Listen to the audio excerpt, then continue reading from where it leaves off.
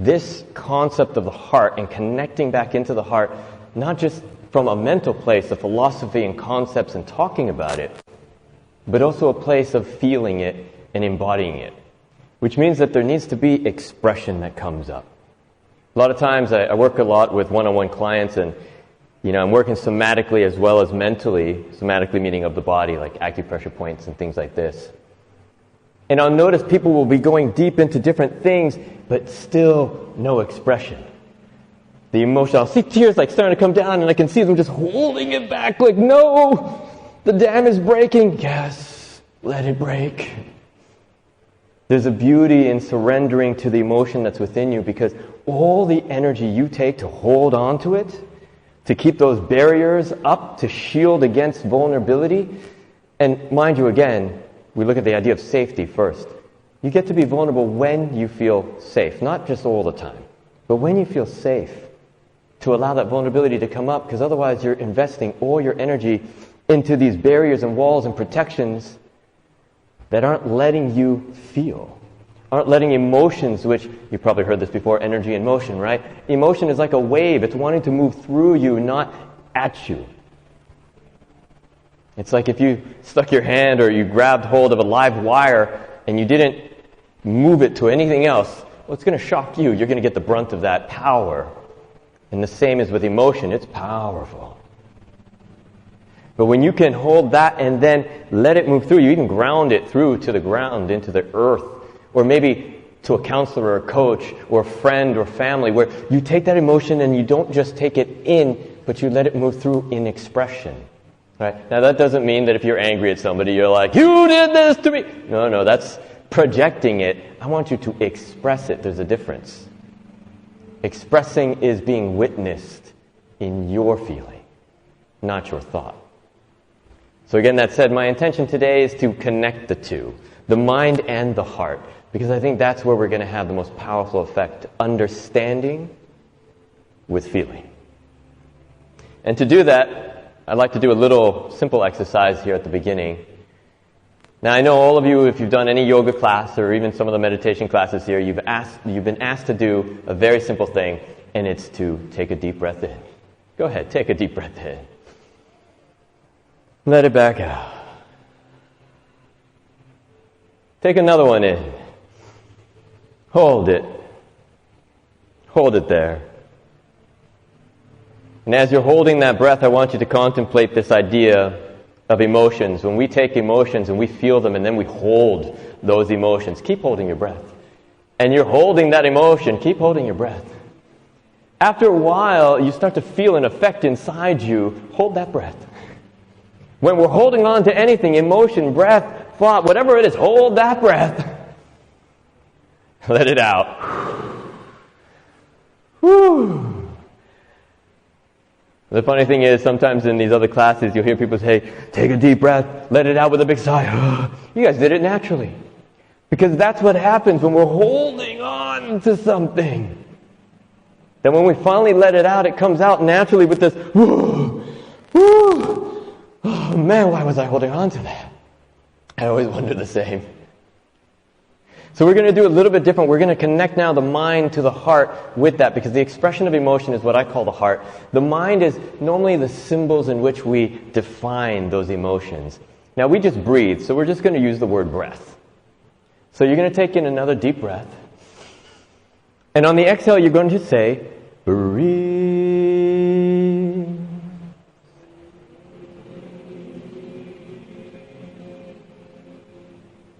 I always love the first round of that. People are like, is everybody else going to do it? And again, take another deep breath in. And again, breathe.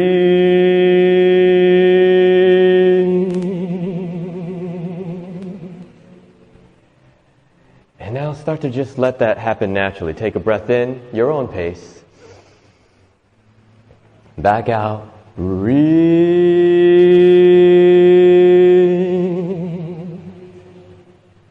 Excellent. Breathe. Now everybody with a continuous breathe, breathe, breathe, breathe. you guys keep it going, I'm going to add to this. Keep going. Breathe nice and loud. There we go. Yeah. Deep into your body, breathe. See that smile start to shine. Just gotta get outside your mind. Breathe and breathe and breathe. Deep into your heart now, breathe. Breathe. Now look around as you're doing this, because something's happening already, and especially when you look around, it's contagious. You're going to notice it. It's this funny thing that happens to your lips. They start to go up towards your ears. And if, again, you look around right now, even if you stop the breathing, you're going to notice, see, look at that, it's starting to grow. I can see it. This is how easy it is to move, not just from the mind to the heart, but to move the emotions that are stuck. And sometimes the limiting beliefs like doubt that keep us in this place where we're like, I can't be happy until I get through this. But you can. All you got to do is breathe and smile and express. And notice that you're not alone in all of it. How are you guys feeling? Give me a thumbs up if you're feeling good. Today's topic is dealing with doubt. So dealing with doubt. This is an interesting thought. Christina made a comment to me last week, which is why we decided on this topic. And I thought it was beautiful. She said, I think I realized that doubt is a defense mechanism. Ooh. The doubt is a defense mechanism. Have you ever thought about that? A lot of times I think we think doubt is just some limitation, some, unworthiness within. We're like, I don't think I can, or this and that. But what if it's not that you don't think you can, but it's the excuse not to even try? It's the excuse to not even try. I see this all the time. People will be so excited, like, oh my God, I figured out, I had this vision in an ayahuasca journey or a kirtan or something, and I know exactly what I want to do. Okay, great, when are you going to do it? I don't know. Maybe next year. I'll do it next year. When I have enough money, when I have more time. I got to handle these things first, and then I'll start to do that. And that is doubt creeping in, hesitation, procrastination. It's all these things that are part of our defense mechanisms, right? And we go back to what we committed to earlier, safety. If we know that we're safe, then we don't need the defense mechanisms. So maybe that's where we need to start, is to figure out how do we create safety in our lives. And safety has a few different aspects to it. There's the physical safety, right, of your physiology, your body. There's mental safety, how you think and how you are identified with things, so who you think you are. And then there's emotional safety, which I believe is the ability to express yourself, to know that it's safe to let the emotions out, to let your truth come through. Let's start with the physical safety. It's the easiest one. All you have to do, this is a secret ninja strategy. Yes. Yes. Those of you who have come to my talks, you know that if I say ninja strategy, you can join me in a watch out. We're going to try that again. Ninja strategy. Watch out. Yes. This is why I do these talks. And then I always forget what the strategy was. In order to find physical safety, all you have to do is ask a simple question. You ask it of yourself, and you go like this. You go, okay, self, am I safe? Right now. That's the key. Am I safe right now? And I can guarantee that if you have the luxury to ask that question to yourself, you're safe in that moment. Because if you're in the middle of the street and a semi-truck is coming at you, you're not like, let me ask some questions. No, you get out of the way, right? You're like, okay, no, this is not going to work. So if you have the luxury to ask questions, and the beauty of asking questions is the curiosity and the possibilities it opens up for you. When you ask a question, it's telling you you're safe enough to explore possibilities. So great. Physically, all of you in this room with the luxury not only to ask questions, but to be in Bali, Indonesia, listening to a random guy talk about the heart, you're safe physically in this moment. So let's then look at mental safety. Mental safety is going to be a little bit different because it's all about the identity. Now, this is a tricky one. You know, one of the things that they say is the scariest thing to do is public speaking, what I'm doing right now, being up here. And I can guess that probably if I pointed at one of you randomly, I was like, okay, you're going to take over, go. You'd be like, ooh. I even see it in some of your faces right now. Your whole nervous system just went like this. Relax, breathe. Mental safety, this idea of identity, we get stuck on it. And we think, okay, this is who I am, this is how I want people to see me, I don't want that to change. But if I was to ask you right now, who are you? You would struggle to tell me. Which I find funny because you're fighting to hold on to something you're not even clear about. The identity that we have, I like to say, is your power to choose. Yourself, who you see yourself as, is the power to choose. It's how you choose in any moment what you're going to do, how you're going to express, who you're going to be. When you realize that and you realize how impermeable, how flexible, how malleable it can be, hopefully you don't feel so terrified of it being threatened because you know that you can bring it back, create it new, do whatever you want with who you are. How many of you, now that you're here in Bali, if it's your first visit or even second visit, whatever many visits, but you know you're away from your normal home and friends and family, and you arrived and there's a little voice in your head that you were like, I can be anyone. They won't know. I could just be who I want to be. Amazing. Why don't you do that at home? Probably because the safety's not there. People have gotten used to knowing you for who you are. I know. It's one of the biggest questions I get all the time from my clients or people in these classes when they're just about to head home. They're like, but what do I do when I get home? Because I've changed. And the people at home haven't. How is that going to work? First thing I say, and it's counterintuitive, put down the shields and the armor. Because that's what we want to do when we want to hold on to something, is we put defensive mechanisms around it. We put barriers to try to protect it. Can I tell you guys a little story? Cool. So, years ago I knew this guy. He was living here in Bali, and he was telling me about his previous life. Not a past life. I know we talk about those kind of things here, but just a previous life when he was a door-to-door salesman. And he mentioned to me, he's like, yeah, you know who my favorite customer was? It was the ones who had signs in front of the houses that said, no solicitors. Now, if you know what solicitor means, it means nobody coming up on the door and bothering you, right? And he's like, those are my favorite clients and customers. I'm like, what are you talking about? They're definitely going to say no. He's like, no, they're not.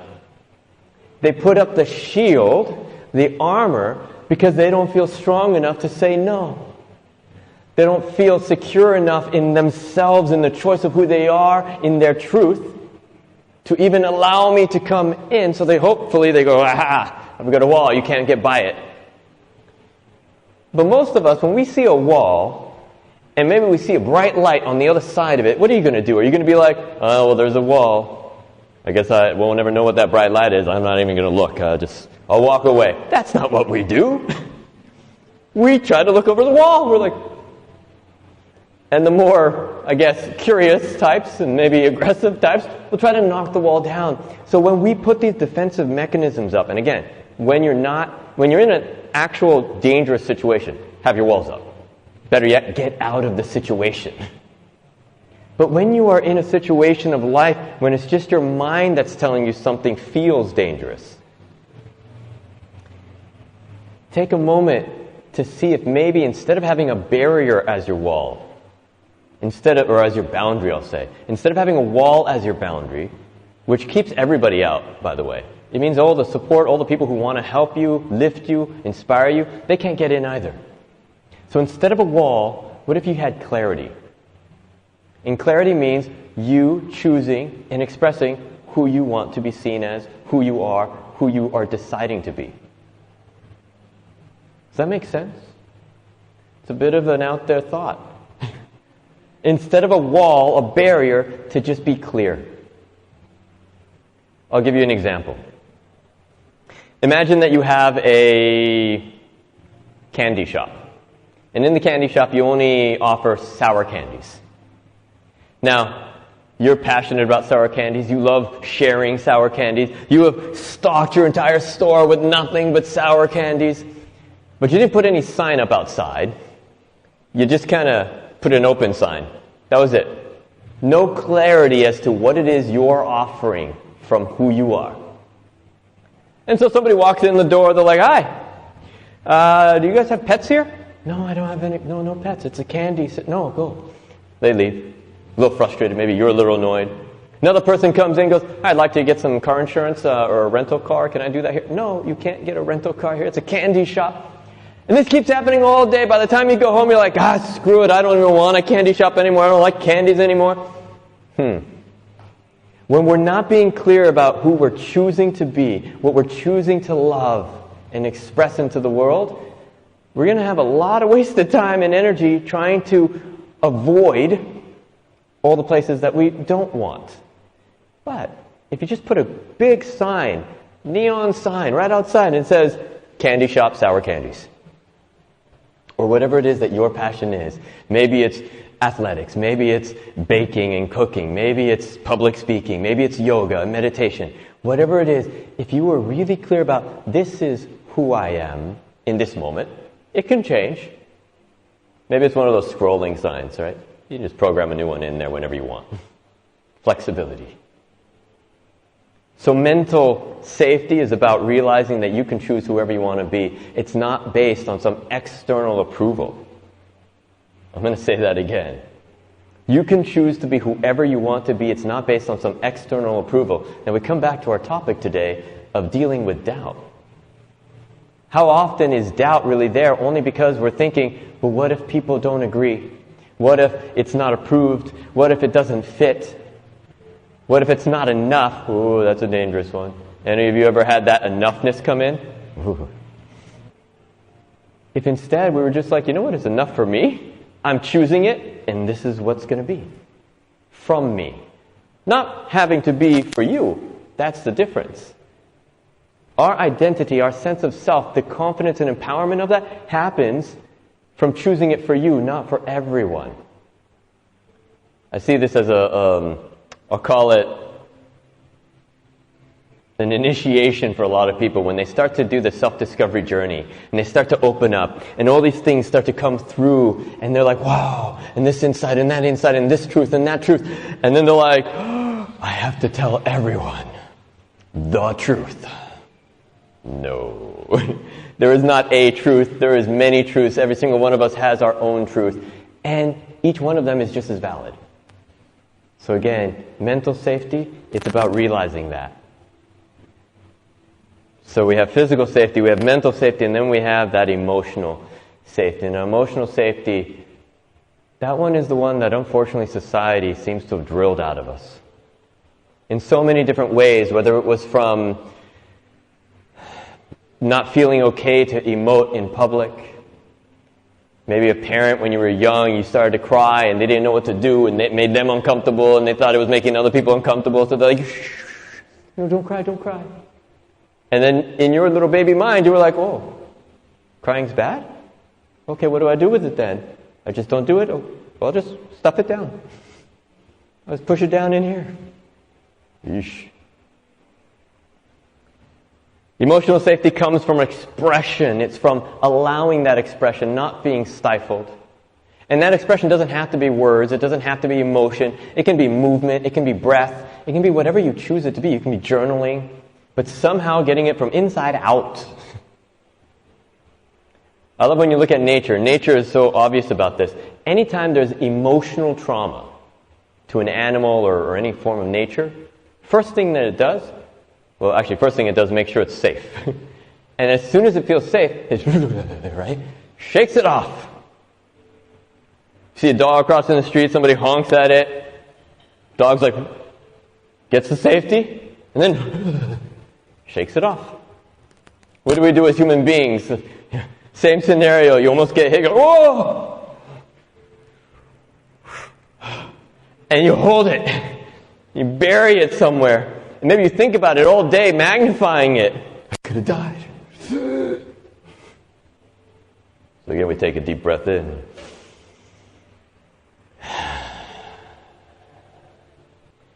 It's as simple as that sometimes.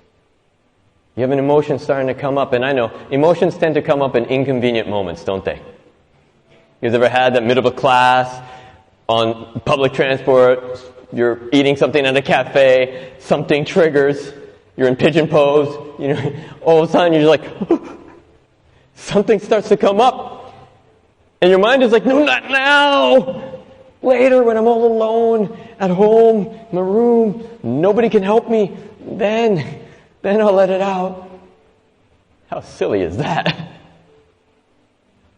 Because somehow we doubt our worth of being supported. How many of you have issues with worthiness? Yeah. Both worthiness and being enough, these are interesting ones, and I'm going to say something really counterintuitive. I've said it in some of my other talks. It's true. You're not enough. But not because you, as 100% in your authentic expression, isn't enough. 100%. The math is there. You're enough. More than. But most of us aren't 100%. We're fragmented. We've got pieces of ourselves in all sorts of different places in our history, in our traumas, in our conditioning, in our barriers and protections and defenses, in our different roles that we play with one another. And so then when we look back at what's left behind all the walls, it's like 10, 15%. And you're looking at that little fragment, and you're like, well, that's not going to do. It's not enough. I like to say that healing isn't about fixing anything because nothing's broken. All you have to do is reintegrate. Bring back all the pieces that you have fragmented out by thinking that you had to lay anchors in places of trauma or influence or impact. But instead, what would happen if you took all that into the pure awareness, the whole awareness of this present moment, to notice and recognize what's really in this moment, and then have the capacity to deal with it. You see, we have doubts because we don't have all our capacity here right now. We're going in from one little aspect.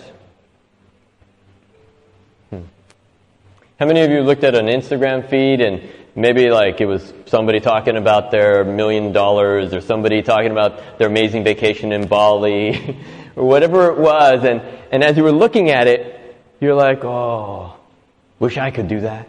Wish I could have that. And some other little voice in the back being like, yeah, but not you. You're not enough. You're not worthy. You haven't suffered or struggled enough. You haven't done enough. But the truth is that even that Instagram feed or post is a fragment. You don't know what's behind it. And the same thing in your life. When you're just looking at the fragment, you're missing how much power, possibility, and potential there is outside of that viewpoint. One of the biggest things that I get to do when I work one-on-one with clients is to help them see that there's more beyond what they've been seeing. Right? People, when we get into our doubts, when we get into our insecurities, our limitations, and especially when we're stuck in the nervous system mentality of not feeling safe, it's even in the physiology. When we're not feeling safe, we go into this little amygdala. It's a reptilian part of our brain at the base here. And it only knows how to do a few things, because it's for your survival. Not for your thinking, not for your imagination, not for creativity, just for your survival. So it only knows how to fight, flight, freeze, or fawn, which is people-pleasing. And when you get stuck there, then it seems like those are your only options. And then somebody comes along and says, I know you've been struggling a little bit. Well, have you ever tried to do this? Maybe it's like rock climbing. I don't know. And you're like, well, I doubt I could do that. No, I can't do that. I could get hurt. No, I can't rock climb. Well, what about writing a book? Oh, I couldn't ever write a book. I don't know it. Because you're stuck in the limitations of your survival instead of possibility. And that's why, again, I come back to get out of the feeling of being unsafe, you have to show yourself that you are safe. The first one, ask that question, am I safe right now? Oh, yeah, I am. Okay, wonderful. Is it possible that I could become more than who I think I am today by reintegrating myself? Yes, it is. Therefore, your identity can change. Great, mental safety. And then the emotional safety, you got to go do something. You have to take an action. You're not going to be able to do it from the comfort of your couch. You got to actually step forward, and even if that means just taking a breath in. Notice every time we take this breath, even though it's so simple, it does something. Because it actually moves you from the amygdala into the respiratory system, motor cortex, and other places of your mind. Even if it comes into the prefrontal cortex that can do some comparison, and you're like, I wish you'd stop telling us to breathe. Great! You're somewhere else than the survival place. And in that moment, you suddenly felt safety. And then from there, keep taking steps. And as you do that, what happens is those doubts that have been holding you back, those doubts that kept you from even trying to do something, give you a little bit of courage. And in that little bit of courage, you take a little bit of a step and you're like, and then when you do that and you didn't die, your brain is like, oh, okay. Change isn't deadly. Not as terrifying as I thought. And then you do it again. Take another little step. And your brain starts to grow in confidence as you start taking steps consistently. Now there's a key to this. You take steps towards what you really desire in life, what you really want, what you really cherish, what you choose in your life. Right? You choose the things that you truly want, that fulfill you, that bring you that fullness of the heart. That make you smile, even if it's just by breathing or saying, breathe. Or maybe it's dancing. And it doesn't have to be dancing in the middle of, the public place. You can dance at home. I know a lot of you do that. You just don't want to admit it. And when we start to give ourselves permission, the potentials that open up. I like to say that there's a sequence that can happen in our lives. The first one is that we accept where we're at. And acceptance is a funny term. People look at it and they think that, that means you just got to like it even if you don't like it. No, that would be ignorance, ignoring the truth, right? No, recognize it for what it is as a starting point. That's where you're at right now. It's not where you have to stay, but if you ignore where it is, if you make up a story as to, no, it's not so bad, no, everything's okay, no, I can deal with it. How many of you have been in a relationship in the past where, you realized at some point, this isn't working? And then what was it, like 2-3 years later, you finally got out? Yeah, there's a lot of you nodding your heads like, I've been there, I know. Because we ignore the truth of the moment. Now, I'm not saying the moment that you're uncomfortable that you should jump ship. No. But if there's a pattern going on of not feeling safe to express your truth, then eventually that starts stifling you and it starts to take away living instead of giving it to you. And in those moments, you get to express it to find clarity for yourself and also for those around you. And then things might change, and that's permission. So acceptance is the first stage. We recognize where we're starting from. This moment, the truth of it. Permission is to allow for change, which simply means that you start to see the possibilities that you weren't seeing before. You start to realize the things you didn't think were possible for you, why not? If they're possible for somebody else, then they're possible for you. You might have to work for it. You might have to move in the direction of it with consistency of action. But the first step of making that easier is giving yourself permission to do so. So maybe that's even the easiest way of dealing with doubt, is when we have those thoughts of lack within us, give ourselves the permission to cultivate the strength, the capacity, the skills, and the steps to achieve whatever it is that we're looking to achieve, to express whatever it is that we're looking to express, and just begin. I'd like you to close your eyes for a moment. As you sit here or lay here with eyes closed, go ahead and take another deep breath in. Exhaling it out. Breathing in and exhaling it out. Now, with any journey of going within, in that journey, we start to feel things and we start to see things and we start to acknowledge our own emotions, sensations, thoughts, and beliefs. So I want you to visualize a place that to you is a safe place. Maybe it's a beachfront, your feet in the sand, the warm sand. Maybe it's a field of grass. Maybe it's inside your room, curled up in your blankets. Whatever that safe space is for you, go ahead and see that in your mind's eye.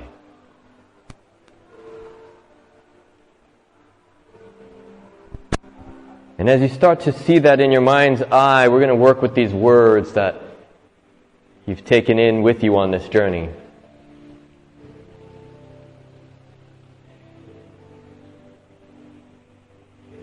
With every breath that we take and every heartbeat that we feel, there is this abundance that even if our mind doesn't realize it, must accept to know that there is an acknowledgement that's there because it's who you are in this moment. And as you start to feel that, it's almost like it's a choice of clarity, a choice to communicate with yourself, an expression that's not a projection, but that is who you are, and you start to dive in a little deeper.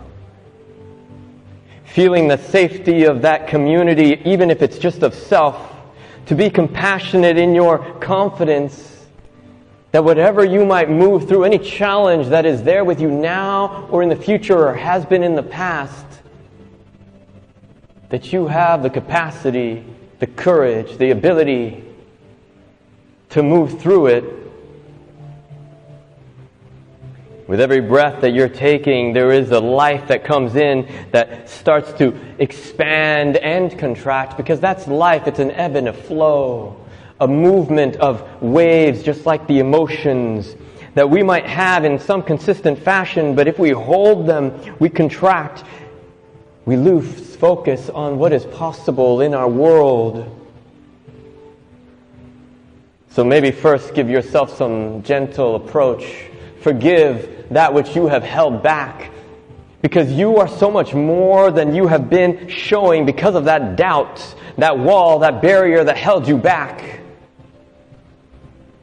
While happiness and healing and reintegration and letting go and love and everything you were hoping to manifest into this station of your life was waiting for your permission, all you had to do was say, I choose the reality I get to receive. I let go of the resistance. My self-worth is seeing my whole self in totality, not in fragmentation, but allowing the success of the support that you can surrender to.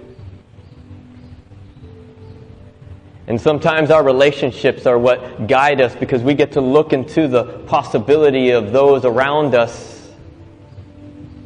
to see a reflection of your greatest strengths and also the places of your shadow, which doesn't mean it's something bad. It simply means it's a part you have not cultivated, you have not developed with your attention and your love, your self-love, into the vulnerability of who you are as a choice. Now you've been sitting in this beautiful, safe space. I want you to start to see it expanding, opening.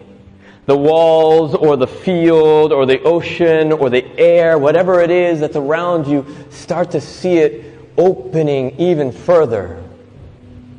They say you have to jump out of your comfort zone to find magic, but that's not the truth. You just have to expand what you're comfortable with by becoming familiar with new things, new possibilities and potentials and feelings. And letting that continue to expand and open, inviting more light, more sensation, more life. And noticing that maybe wherever you are, you can take a seed, and in that seed I want you to see the goals, the achievements, the feelings, the desires that you wish to bring into your life. I want you to put that in that seed, and then take that seed and plant it into this safety, into the soil of your own being, your own potential. Plant it deep and know that whatever you put into that seed is bound to grow. You might even start to see it doing it already, starting to sprout out through the soil. Sometimes we start in dirt and muddiness, but as soon as we break through the surface of our own limitations and doubts, we realize there is so much more if we just start to move out. And you see this tree start to grow with the fruits of your seed of expression and emotion, love, joy, bliss, vitality. And some of those branches might grab the corners of your lips, taking them up towards your ears. That ancient practice again of smiling, experiencing who you are, which is a possibility of joy and brilliance, and every other emotion that might come through naturally. Welcome them all as waves that come through and pass through. You do not need to hold them. The abundance that gets to come into your life is a stream, not a lake. A river, not a pool. An ocean, not a puddle. Gently, in your own time, you can start to allow yourself to come back to the room, wiggling the fingers and the toes, gently opening the eyes. What if I don't know what I want to do? This is a great question. A lot of times I'll ask people, my wife and I, we ask it of each other all the time. I ask my clients this all the time. I ask my friends this all the time. What do you want? And it's an interesting question. Because people will answer in a funny way. They'll be like, well, I just don't want to suffer anymore.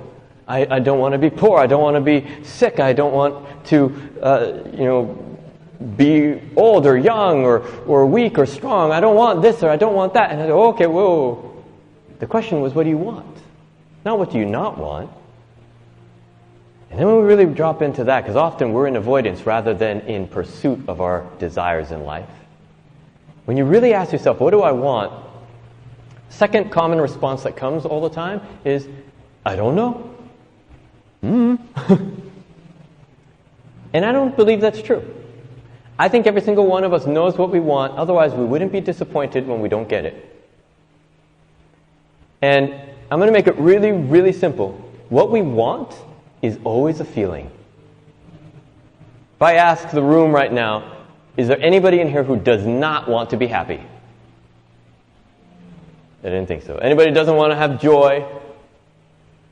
Anybody not want to feel good?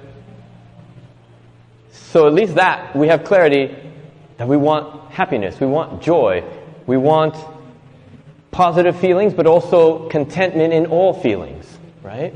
We want peace. We want safety. So now you know some feelings that you want. All you have to do now is take that and look at the many possibilities and paths that might lead you there. It might be coming to a class like this. It might be reading a book. It might be binging on Netflix. It might be taking a swim.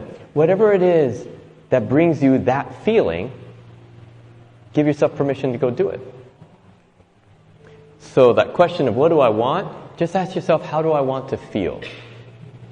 Not what do I want, because sometimes we think it has to be some external possession, exchange, accumulation, achievement. What's the feeling? And then you can give yourself permission right now for that. Can I ask you personally, what do you want now?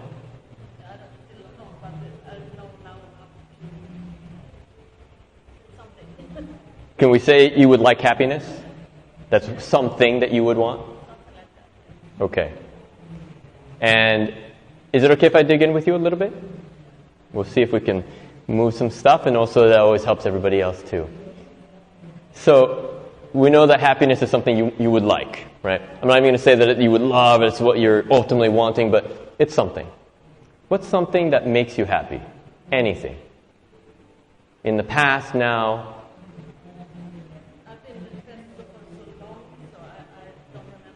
Okay. And before that time, what was something that made you happy? You played table tennis. That's fun. Yeah. So, have you done anything to look to see if there's any table tennis or anything like that that you could go and play with? Or even just to play?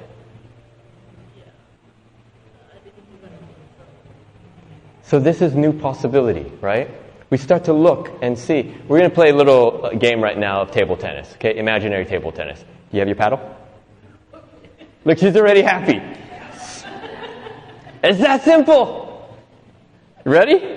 I'm pretty good. Oh, she's like backhand.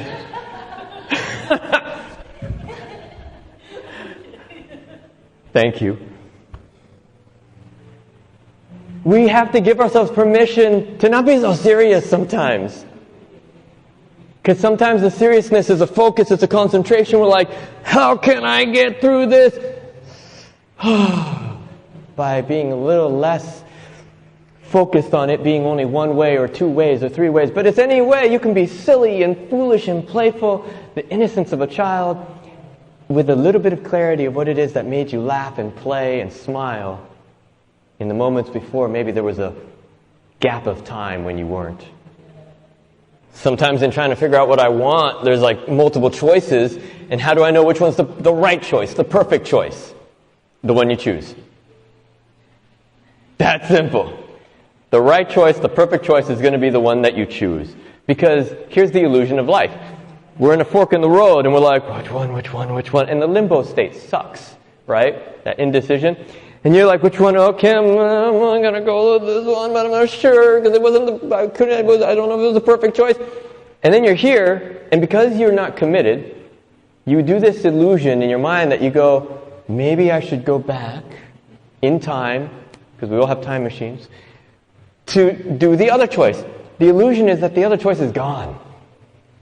So the moment we take action on any choice, that was the only one.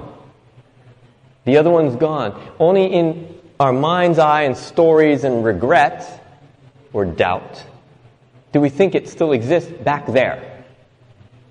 Now, it does still exist, but it's ahead of you. Every possibility infinitely is always ahead of you. You can choose it. So, to make the right choice, just make a choice.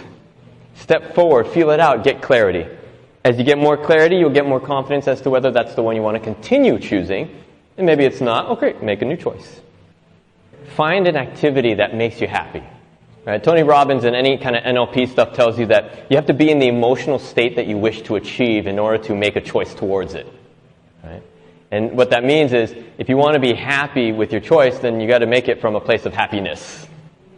And so if you're sitting there and you're stressed out and you're like, oh, I don't know what to choose, and you're going to make a choice from stress and urgency and despair. Get up, dance, move, do whatever it is, some table tennis, right? Do something to get you into a different state and then see what naturally feels correct for you. All right, so we're at the end of the class here, so I'm going to summarize real quick what we've been talking about. The topic today was dealing with doubt. And we start to look at the idea that doubt is a defense mechanism, a wall that we have put up that's not blocking the possibilities only, but also blocking the support and clarity of what we might want. That in our doubts we focus more on what we think we are lacking than what we can achieve. We say, I cannot, instead of how can I, when we have this in our mind's eye. So what would happen if instead of investing in doubt, you invested in possibility? By simply recognizing where you're starting from, that's acceptance, and from there giving yourself permission for new potentials and possibilities. Now maybe to do that, you have to get out of your survival place, of the amygdala, this little reptilian brain, and you do something. Maybe even breathe deeply. Sing, dance, journal, take an action of some form. And when you do that and you move into this creative space, the doubt goes away because it's filled in with possibility and curiosity. So many of you came in today with that word, and I love it because, like I said, that's the compass of the heart. if you can become curious of the how and what else and the infinite abundance of possibility, then doubt can't get in your way. It's just a little speed bump. And I know what you all do with speed bumps. If you're in a rush, you don't really slow down. You're like, do the same. Don't let it stop you. Just keep moving forward, taking actions consistently. This is one of the best ways you're going to get past doubt, is to realize that it was there, maybe to try to keep you safe. Check in. Are you safe? And if you are, let that wall go. Take that speed bump away. Start to go on cruise control. Thank you, everybody.